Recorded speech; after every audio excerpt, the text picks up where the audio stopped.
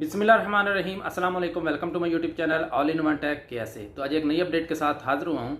2 दिन पहले ministry of interior यानी वजारत दाखिलिया ने अपने ट्विटर अकाउंट पर एक ट्वीट किया है और ये एक पोस्ट शाया की है जिसमें उन्होंने बताया है कि जो लोग भी सऊदी अरबिया में गैर कानूनी तौर पर काम कर रहे हैं, रह रहे हैं, उनके जो वीज़ा हैं वो एक्सपायर हो चुके हैं, उनके इकामा एक्सपायर हो चुके हैं और वो गैर कानूनी तौर पर सऊदी अरबिया में काम कर रहे हैं, तो उनको अगर पकड़ा गया तो उनको 10 लाख रियाल तक जुर्माना हो सकता है और कैद भी हो सकती है।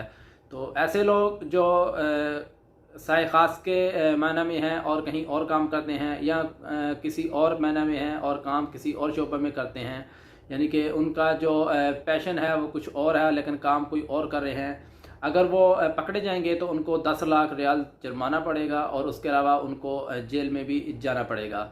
और इस मज़ीद अपडेट में ये भी बताया गया है कि जो लोग ऐसे लोगों को जो गैर कानूनी तौर पर काम कर रहे हैं, रह रहे हैं, ऐसे लोगों को सपोर्ट करेंगे, यानी उनको अपनी ट्रांसपोर्टेशन देंगे, ट्रांसपोर्ट की सहूलत मुहैया करेंगे, उनको रहाइश देंगे या किसी किस्म की उनके साथ हेल्प करेंगे। अगर वो पकड़ा जाएगा तो उसको भी जो है वो नुकसान हो सकता है, काफ़ी परेशानियों का सामना करना पड़ सकता है। हो सकता है कि उसको भी फ़ाइन हो और उसको जेल भी जाना पड़े।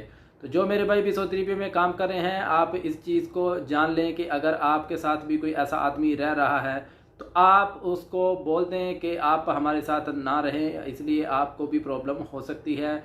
और अगर आपकी वो बात नहीं मानता या कोई ऐसा आदमी है जो आप देखते हैं कि गैर कानूनी तौर पर काम कर रहा है, तो उन्होंने ये भी कहा है कि जो मक्का रीजन वाले हैं वो 999 पर कॉल करें और जो रियाज रीजन वाले हैं 911 पर कॉल करें और वो कॉल करके उस आदमी के मतलब बता सकते हैं।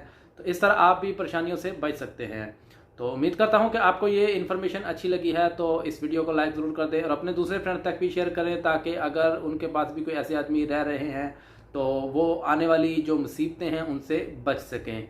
तो इंशाल्लाह जल्द ही नई वीडियो के साथ हाज़िर होते हैं, तब तक के लिए इजाज़त दीजिए। अल्लाह हाफिज़।